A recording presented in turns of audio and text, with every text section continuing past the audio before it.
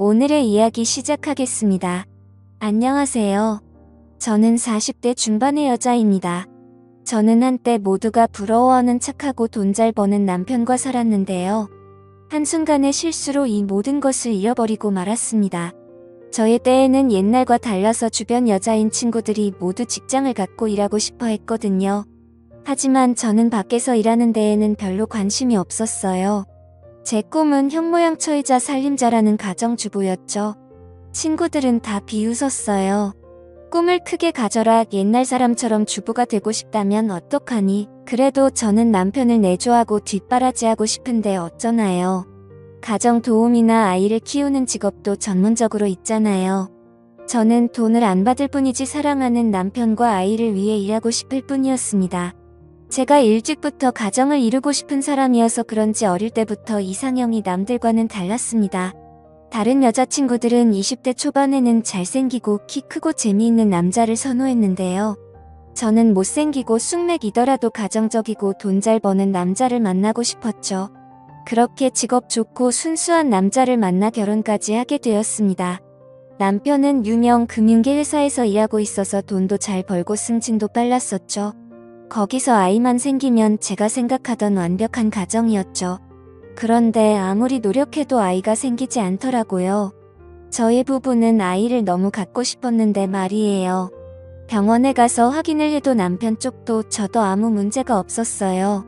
몇 년 동안 배란기 때마다 노력을 해도 생기지 않아서 결국 제 나이가 40대에 들어서면서 아이를 갖길 포기했습니다. 그렇게 남편과 둘만 살게 되었죠.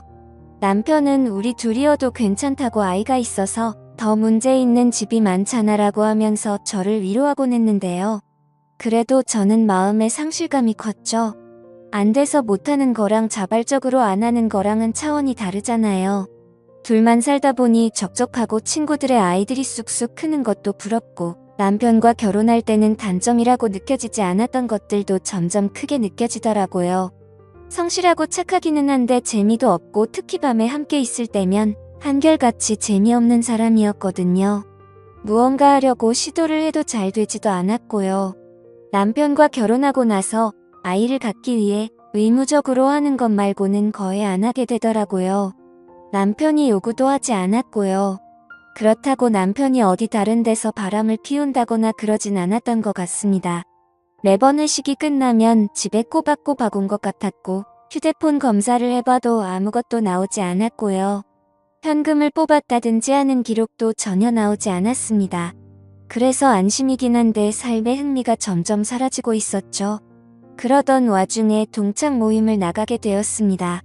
오랜 결혼 생활을 하다 보니 잘 지내는 친구들도 있었지만 결혼 생활에 지쳐있는 친구들도 많더라고요. 요새는 애인이랑 밖에 안 한다고 하는 친구도 있고 남편은 가족인데 그런 거 하는 거 아니라고 하는 친구도 있었습니다. 다들 그런 사람은 어디서 구하냐고 물으니 동호회나 어플에서 많이들 구한다고 하더라고요. 친구들이 언제 이렇게 망가졌나? 고등학교 때는 이런 모습을 상상도 못했는데라는 생각이 들면서도 호기심이 들더라고요. 저는 남편 아닌 다른 사람과 할 생각은 해본 적도 없었는데요. 요새 들어서 시간은 많고 같이 시간 보낼 사람은 없어서 그런지 머릿속에 자꾸만 잡념이 생기더라고요. 자연엔 다른 남자와 만나면 어떨까 하고요. 그렇게 저는 친구들이 말하던 어플을 몰래 검색해서 깔았습니다. 나이도 어리고 괜찮게 생기고 무엇보다 저를 원하는 남자들이 그렇게 많은 줄 몰랐습니다. 그 중에서 대화도 어느 정도 통하고 괜찮게 생긴 연하남을 만나게 되었죠.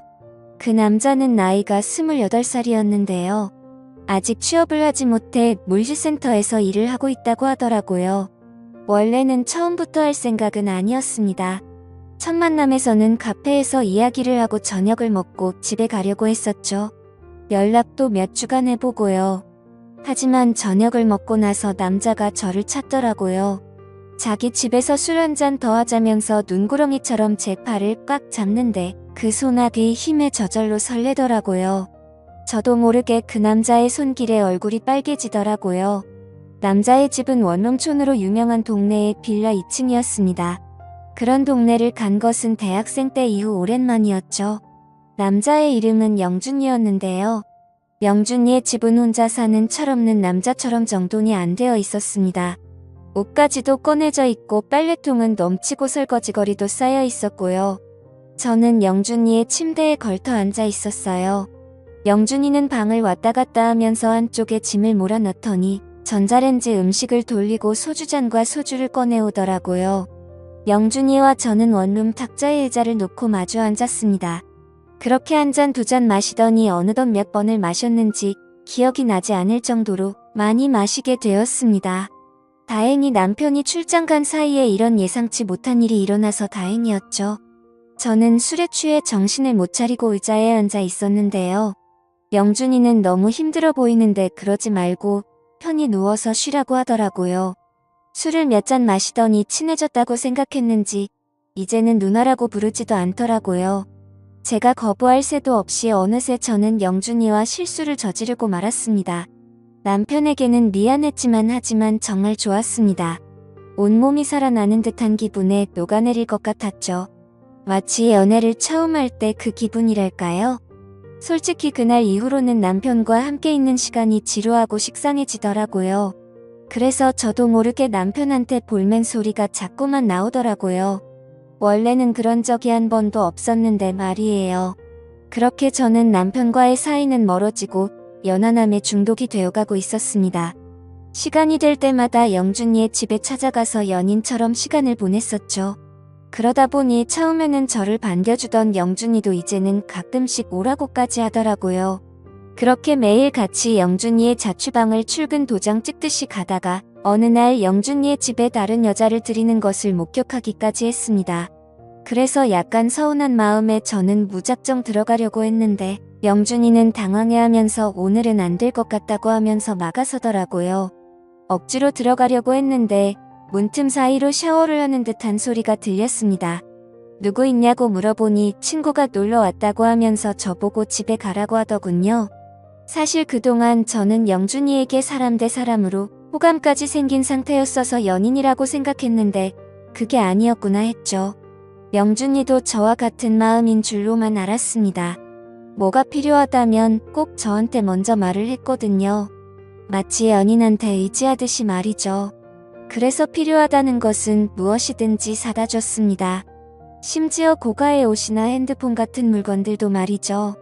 감기가 걸리거나 아플 때도 저에게 말해서 간호해 달라고 하고 저는 그래서 저희가 각별한 사이인 줄로만 알았습니다. 영준이도 저를 단순한 만남이 아닌 애인으로 생각하는 걸로 알았죠. 그런데 제가 없는 날에 다른 여자를 집에 부른다는 걸 알고 나니 배신감이 들더라고요. 그렇게 저를 쫓아내고 문을 확 닫아 버렸습니다. 제가 몇 분 동안 문을 두들겨도 반응도 하질 않더군요. 옆에 사는 주민이 아줌마 거기 아무도 없는 것 같은데 시끄러우니까 문 그만 두들기라는 소리를 들을 때까지 두드리다가 그곳에 주저앉아 있을 수밖에 없었습니다. 그렇게 저는 넋이 나가서 집에 들어왔죠. 남편은 이미 안중에도 없었네요. 예상했던 시간보다 훨씬 늦게 들어가고 있었는데요. 원래 같으면 혹시라도 남편이 눈치챌까봐 서둘렀을 텐데 말이에요. 집에 들어가자 남편은 차가운 눈빛으로 거실에 앉아 있더라고요. 이 시간에 들어가면 남편은 원래 자고도 남았을 시간이었는데 말이에요. 그렇다고 남편이 원래 제가 늦는다고 기다리고 이런 성격은 아니었거든요. 갑자기 남편이 파일철에서 뭔가를 꺼냈습니다. 제가 영준이와 팔짱을 끼고 자취방에서 나오는 모습, 영준이와 술을 마시는 모습 등이 찍혀있는 사진들이었습니다. 우연히 반찬해고 집에 왔다가 제가 집에 없다는 걸 알게 됐다고 하더군요. 그 외의 사소한 거짓말들도 유심히 살펴보니 이상하다는 걸 다 알게 됐고 흥신소에 돈을 주니 이런 증거는 금방 구하더라고 했습니다. 이혼하자고 하는 남편 앞에 저는 무릎을 꿇을 수밖에 없었습니다. 저는 남편과 이혼할 생각이 전혀 없었고 안 들키게 만나려고 했을 뿐이었어요. 하필 똑같은 날에 연하남과 남편 둘 다한테 이별을 당하다니요. 이건 저한테 너무 잔혹한 처사였습니다. 내가 다 잘못했다고 아이가 없어서 혼자 있어서 그랬다고 하면서 잘못을 빌었지만 남편은 눈 하나 깜빡하지 않았습니다. 그렇게 저는 남편과 이혼 수순을 밟고 친정으로 들어가게 되었습니다.